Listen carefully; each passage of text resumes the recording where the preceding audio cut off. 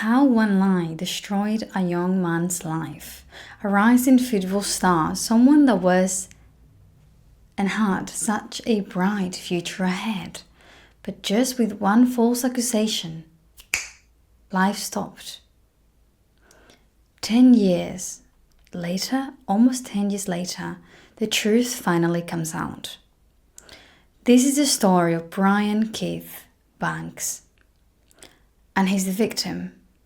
And that's why we're going to start speaking about him, because he deserves it. Brian was born on July 24, 1985 in California, United States. He loved sports from a very, very young age, and he was very good at them. In fact, by the time he reached Long Beach Polytechnic High School, coaches and even the NFL were interested in Brian because they saw that he had so much talent.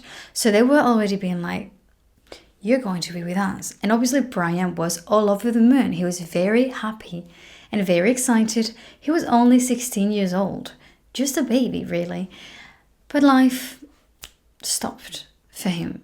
In 2002, one afternoon, a classmate named Juanita Gibson accused Brian of assaulting her. She said it took place in an empty stairwell on campus. And obviously she accused him of the R word.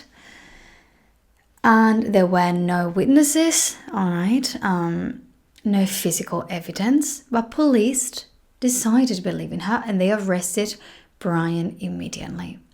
Brian was a really big dude and he was really strong and he was black.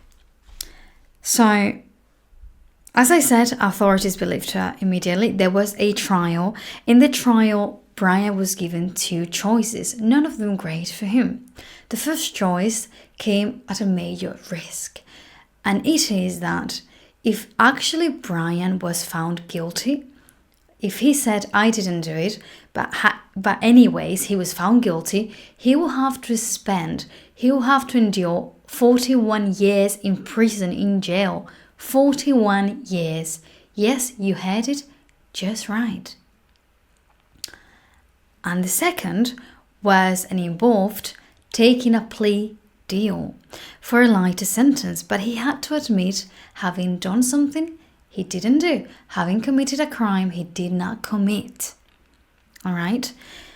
Thing is that his lawyer told him, literally word by word, if you go to trial, the jury will be all white and they will convict you. You do not stand a chance. Put yourself in Brian's shoes for a moment. I'll be freaking out. You be freaking out. The person that's supposed to be a professional, and it is a professional, your lawyer, is advising you to take the second option because it's the safest one, because you may say, I'm innocent, I didn't do it, and stand just right by your morals and your values. Because the jury seemed that will see him as a threat and would say he's guilty, he will have to spend all of his life in jail. So Brian took the option number 2, the second option. He took the deal.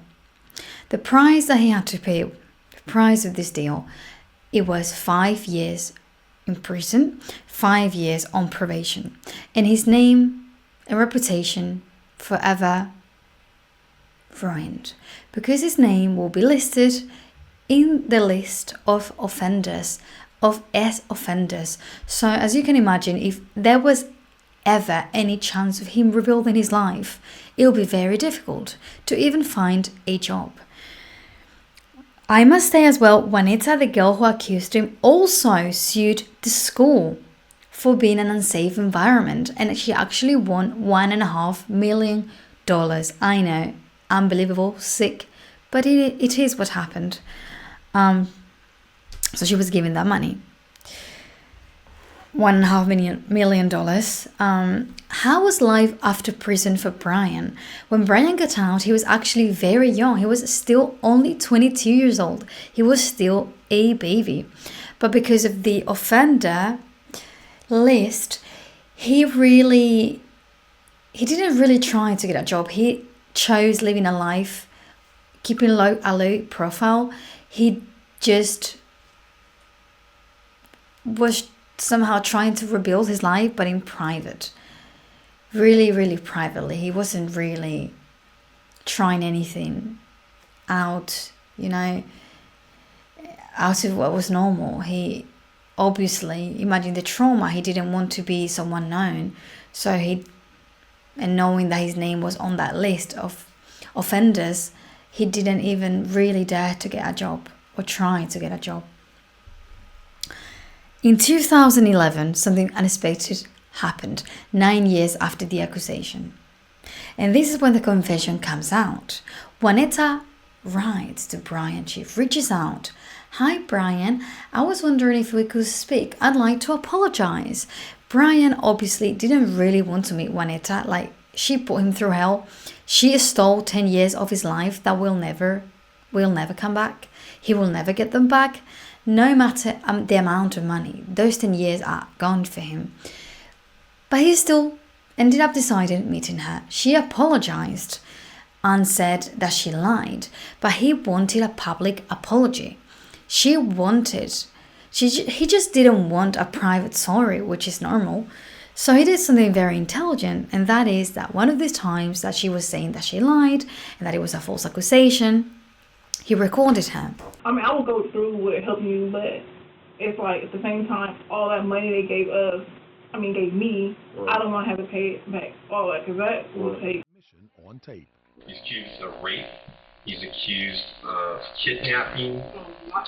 Yeah, and I need to just hear it from you, that those things, and I'll put it all on a piece of paper, and then I'll meet up with you, and we can go from there. So you want me to say it now? Yeah, and so I can. Did he rape you? No, he did not rape.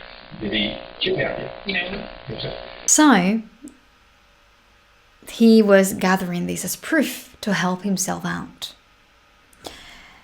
On top of that, there was also a Facebook conversation in which she admitted that she had lied. This was very good for Brian because now he had evidence. And what Brian did with this evidence is that he went to the California Innocence Project, which obviously is a project for people that have been accused of crimes they did not commit. And they help them to prove that they're innocent. So Brian went there, and 1 year later, in 2012, Brian was exonerated. And the label of offender was erased from his life, from his identity, from everything. And this is wonderful because Brian had somehow a chance to rebuild his life.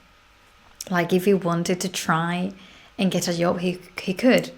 And that's a step. The following year, a judge ordered actually Juanetta to return the $1.5 million she was given, plus $1.1 million in legal fees for all the drama she caused. I must say as well that the NFL reached out to Brian again in case he wanted to play with them, and they insisted quite a bit. But obviously Brian had been through so much trauma. We're talking very quickly here, but if you analyze 10 years is a long time. 10 years someone in the world thinking you're guilty. 10 year daily people talking about you as a Ray, we cannot even imagine. So imagine how he felt. And obviously he didn't want to be a public figure. He didn't want to be on the public eye. No wonder why. It makes all the sense in the world. So he didn't do it. I did know, and I read that he did play with a team called Atlanta for a while. It wasn't a very long time, but he did play with them a little bit with Atlanta team. And I guess that was a way for him to somehow fill up that dream and follow that path that he left at 16 years old. That was actually, he didn't leave it. It was stolen from him. And I think that was really good for him to at least somehow do that. And I love this part, which is his mission. What Brian did. Something so horrible and so traumatic, and yet he twisted it around and he brought gold out of something bad. The accusation, the false accusation, the 10 years stolen from his life.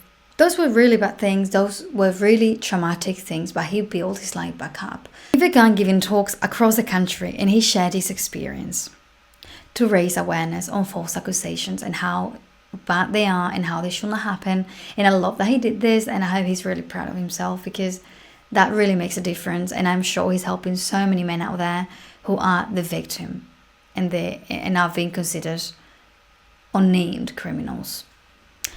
In 2018, Hollywood told his story in the film called Brian Banks, Never Late, and it was directed by Tom Shadyac.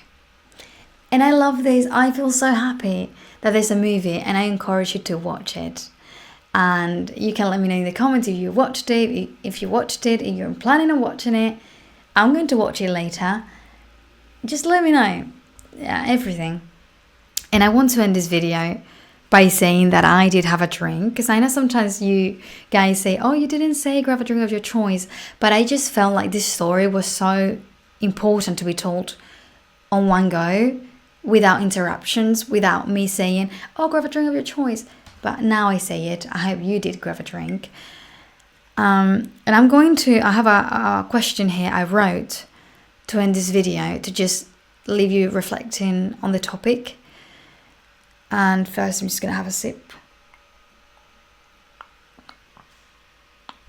And the question I leave you to end this video is this: how many other innocent men are out there right now serving time for something they didn't do? And unfortunately, you and I know the answer. Many, many men. And I just hope this video raises awareness. I hope this video inspires someone that maybe knows something about someone who is being called names or accused of something. Help them out if you know that they didn't do it. I believe in justice, but in many cases, justice is not served. And Brian was really brave. He twisted his life upside down. He took a tragedy and made it an inspiration and something to teach. He turned something traumatic into something beautiful.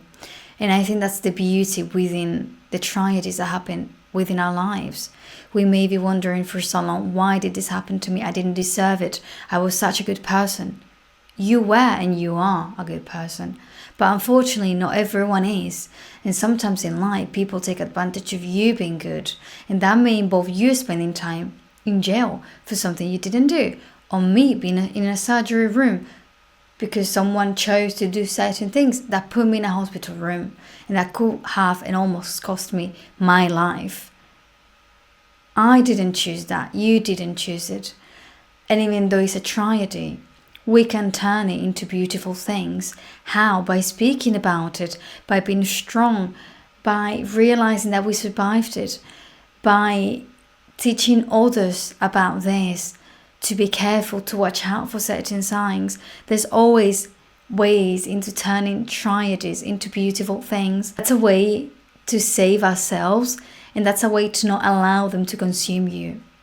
Because when a really big tragedy happens to you, something traumatic happens to you, it will most likely consume you unless you twist it around, unless you see something in it, and you're like, this is me now, but I'm much wiser now, and I survived this, and my body protected me, and now I'm going to have a really good life, and I'm going to get my goals, and